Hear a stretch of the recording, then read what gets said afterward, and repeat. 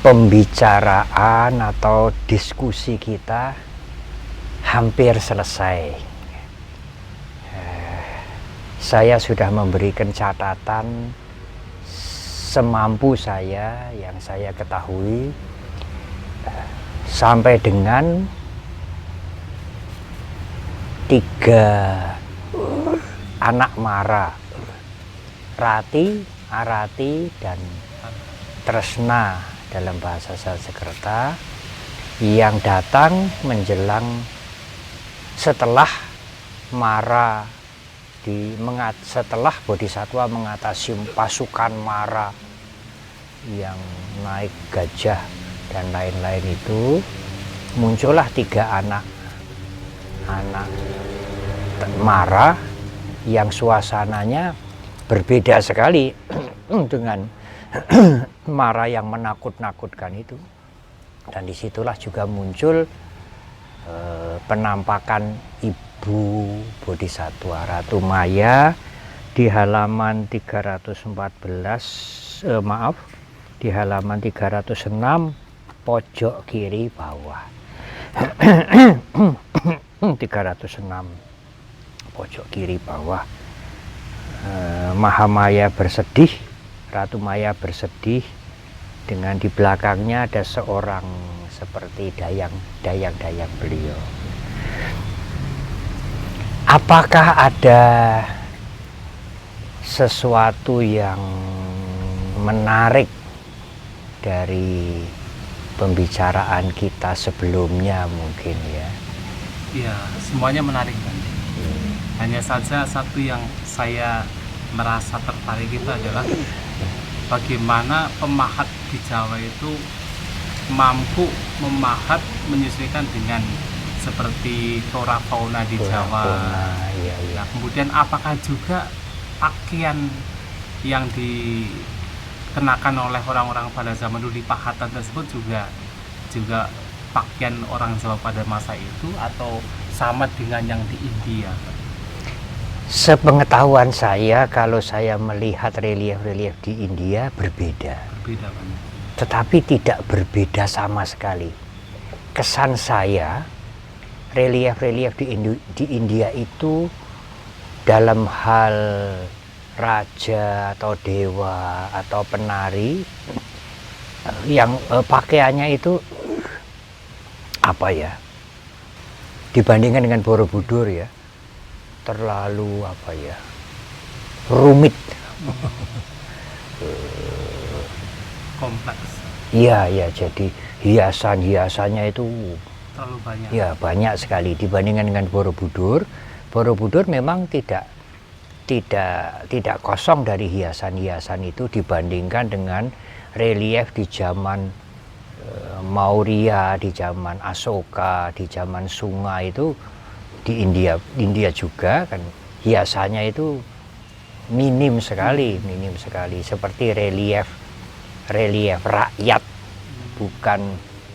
bukan seni pahat alusan, bukan seni pahat keraton ya. Tetapi India kemudian pakaiannya, ornamennya itu kompleks sekali, banyak sekali.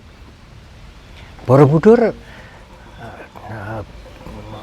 termasuk seni pahat alusan, pemahat keraton, bukan pemahat rakyat. Lalu ornamen pakaian para raja, para dewa, para penari itu bagus sekali, tetapi tidak terlalu banyak seperti India. India belakangan. Kemudian juga menggambarkan figur dewa, manusia itu anatominya itu alami, benar-benar sesuai dengan anatomi manusia. Itu berbeda juga dengan relief di Jawa Timur. Misalnya kita melihat relief di Candi Jago, di Candi Penataran itu mendekati wayang, mendekati relief, mendekati bentuk wayang yang kita kenal sekarang, bukan manusia. Bukan anatomi alami manusia. Demikian juga tentunya bangunan-bangunan rumah rakyat, istana, para pemahat yang dipahatkan itu menjadi refleksi, menjadi gambaran dan menjadi berita informasi yang sangat berguna untuk kita sekarang. Seperti itulah kehidupan masyarakat pada waktu itu, baik masyarakat biasa sampai ke bangsawan, raja-raja, bahkan bagaimana menggambarkan dewa-dewa begitu, termasuk para brahmana, para biku juga.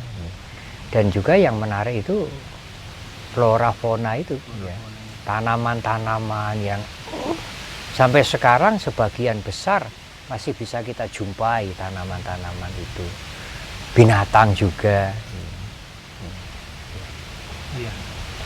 Mungkin bisa sehingga banyak informasi yang bisa kita dapatkan dari relief Borobudur, tidak hanya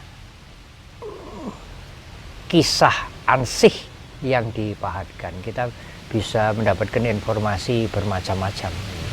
Satu lagi termasuk alat musik, ya, perkusi, ada sitar, ada gendang, ada seruling, kecapi, dan bermacam-macam.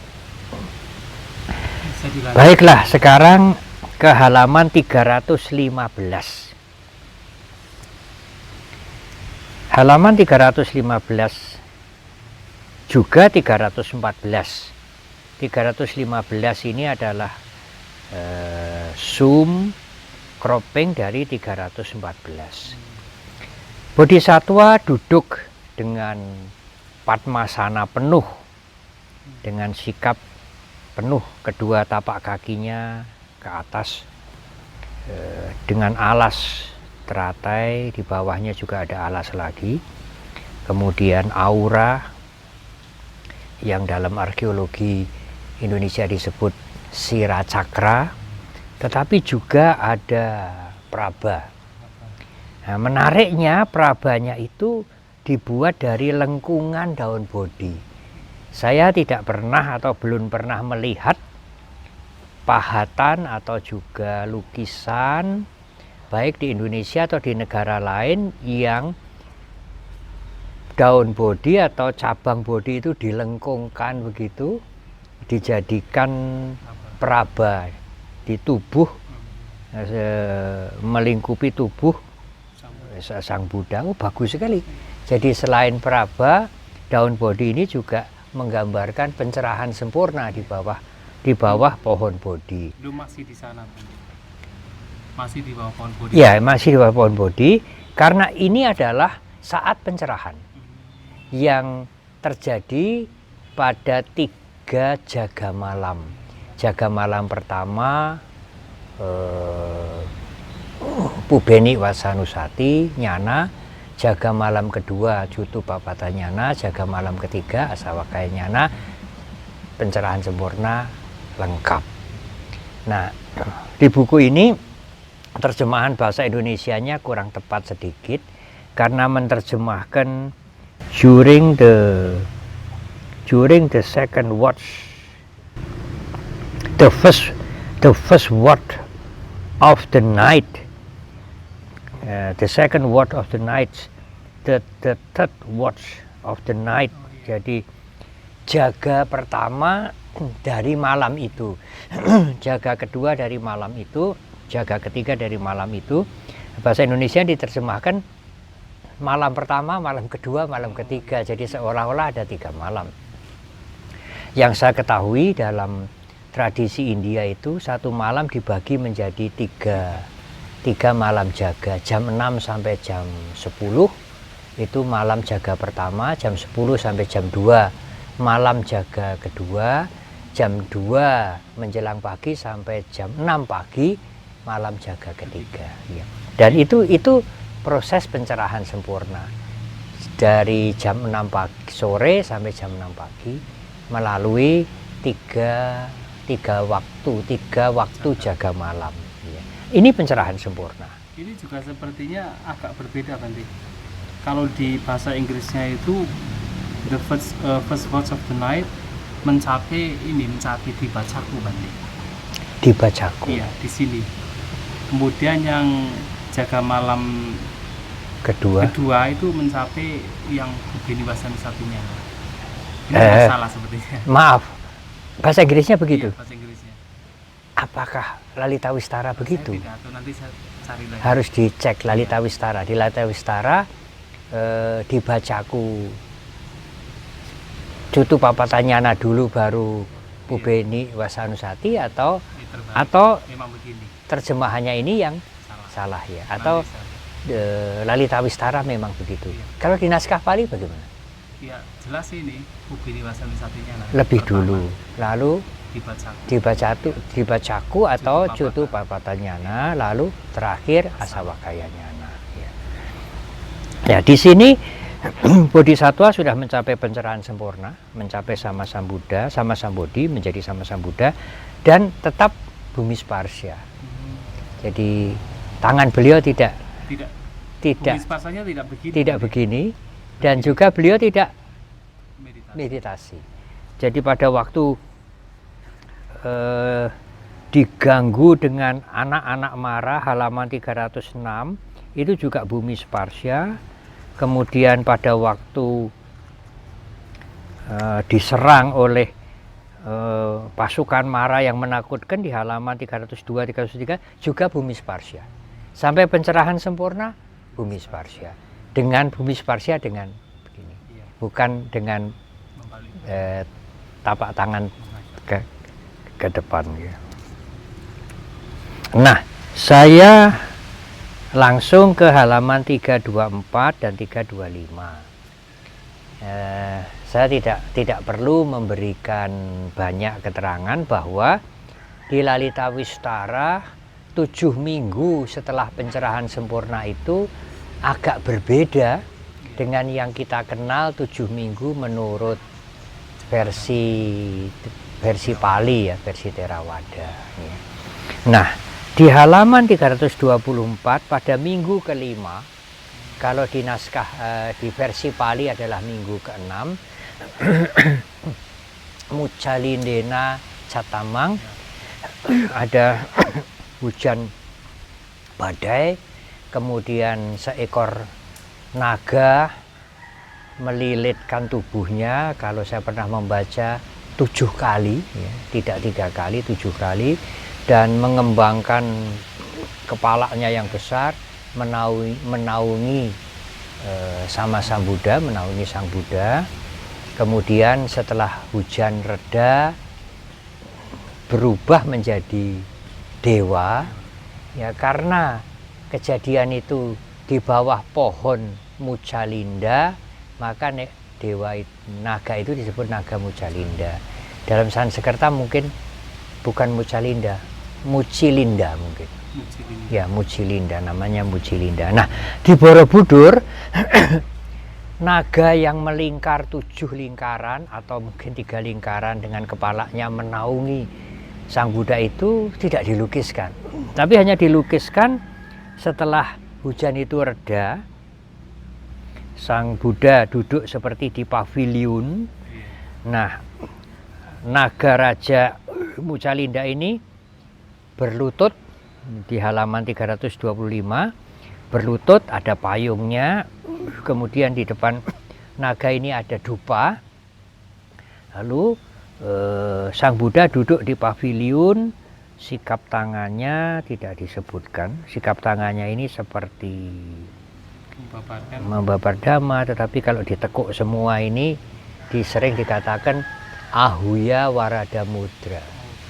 Ahuya Warada Mudra itu calling for blessing. Ahuya Warada Mudra.